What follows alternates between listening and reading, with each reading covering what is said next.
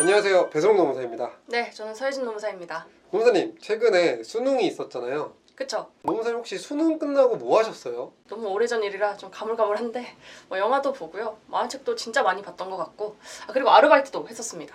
안 그래도 알바천국에서 수험생 대상으로 수능이 끝나면 가장 하고 싶은 일을 묻는 설문조사를 했는데 1위가 바로 아르바이트였다고 합니다. 스스로 돈을 벌어보고 싶어서라는 답변이 가장 많았다고 하네요. 한창 놀아야 될 텐데 좀 기특하네요. 아마 수능이 끝나고 이후 진로를 정하고 나면 인생 최초로 근로관계를 맺는 상황이 많이 생길 텐데요.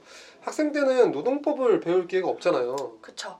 그래서 오늘은 첫 아르바이트, 인사노무 팁을 준비해봤습니다.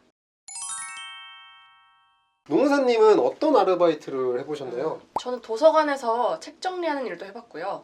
옷가게, 피자집, 편의점 알바도 해봤습니다. 되게 많이 해봤네요. 네, 편의점 담배 이름 외우는 게 좀 힘들었던 기억이 나네요. 뭐 기억나는 담배. 아니, 선생님 뭐 해보셨나요? 저는 오래 하진 않았지만 공사장 알바를 해봤습니다. 대단한데요? 확실히 남자들은 친구들끼리 용역이나 공장, 상하차 이런 일 많이 하더라고요. 어쨌든 저희 다 아르바이트 경험이 있네요. 그렇죠. 아르바이트 할 때 가장 중요한 건 뭘까요? 경험도 경험인데 역시 돈이죠. 무조건 돈입니다. 일단 최저 시급부터 가볼까요?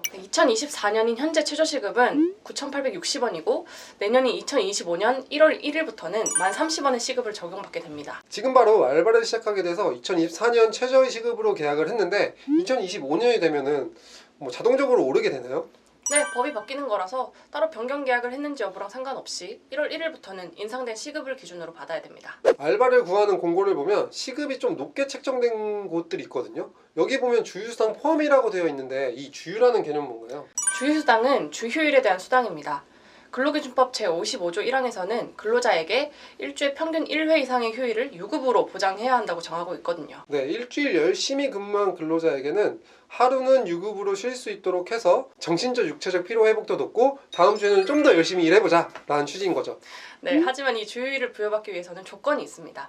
일단 일주일에 유급으로 쉴 시간을 줘야 할 정도로 비교적 장시간 근무를 해야 하고요. 사주평균 일주 15시간 이상이죠. 네, 그리고 일주 근로하기로 한 소정근로일을 모두 개근해야 합니다. 결근이 있었다면 주휴수당은 지급되지 않겠네요. 네. 이게 처음 일을 해보다 보는 거니까 어느 정도 힘들지 예상을 못하고 시작했다가 곧장 그만두는 경우도 굉장히 많거든요.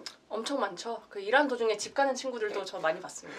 이런 경우에도 근무한 시간만큼 급여를 달라고 할 수 있을까요? 네, 물론입니다. 하루를 일하더라도 4시간을 일했더라도 근무에 대한 대가를 달라고 할 수는 있습니다. 그럼 교육받은 시간에 대해서도 급여를 달라고 할 수 있나요?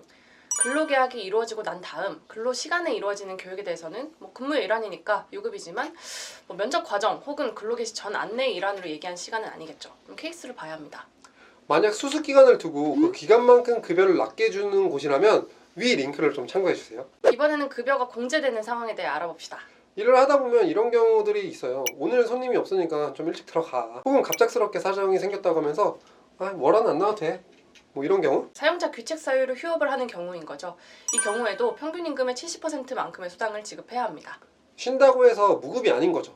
휴업수당은 사용자 귀책 사유로 일을 못하게 됐으니까 거기에 대해 부분적으로 보상을 받는 개념입니다. 네, 다만 휴업수당은 5인 이상 사업장에만 적용이 됩니다.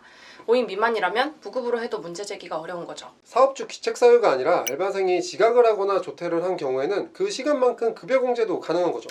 네, 그리고 세금이나 4대 보험료를 임금에서 공제하는 것도 법적으로 정하고 있는 부분이라 문제는 없습니다.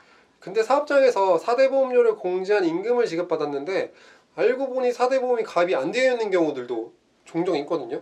진짜 짜증나는 경우죠. 사용자에게 요청을 해도 4대 보험 가입을 안 해줄 경우에는 근로자가 직접 피보험 자격 확인 청구를 하는 방법도 있습니다. 그리고 또 많이 발생하는 상황으로 이런 게 있죠. 직원들이 교대하는 과정에서 시제 점검을 해봤는데 안 맞으면 그걸 알바생이 자기 돈으로 채워야 한다던가 비품이 없어진 걸 곧바로 급여를 공제해버리는 이런 경우들. 근로기준법 중에서는 전액 지급 원칙이 있기 때문에 알바생이 동의하지 않은 공제는 적법하게 이루어지기 어렵습니다. 만약 정산시 금액이 부족한 부분이 있었고 비품이 사라진 게 있다 혹은 파손이 있다 라고 하더라도 경영상 발생될 수 있는 위험은 사업주가 부담해야 하니까 근로자 임금은 온전히 지급되어야 되고 만약 알바생 개개인의 고의과실로 인한 부분이 있다고 하면 손해배상으로 청구하는 방식이 이루어져야 합니다. 네, 할 말이 너무 많은데요. 혹시 알바생들에게 간단히 해주시고 싶은 말씀 있으신가요? 사실 알바생들이 사장님한테 법적 권리를 주장하는 것은 정말 어렵습니다. 근로계약서도 요즘은 대부분 작성하고 교부까지 하지만 안 쓰는 사업장이라고 하면 근로시간이나 급여 이런 주요한 근로조건에 대해서는 카톡, 문자로라도 꼭 확인을 받아주세요. 네, 그리고 요즘 편하게 도움을 받을 수 있는 창구도 예전보다 훨씬 많이 생겼으니까 뭐 급여에 대한 부분이나 해고 같은 이슈가 생긴다면 바로 소용하지 마시고 상담을 받아보시기 권해드립니다. 아르바이트생이라고 하더라도 노동관계 법령이 적용되는 건 동일하니까요. 노알람 다른 영상들도 많이 확인해 주시면 도움이 많이 되실 겁니다. 네, 사회에서의 첫 근로관계를 잘 할 수 있도록 응원하겠습니다. 파이팅!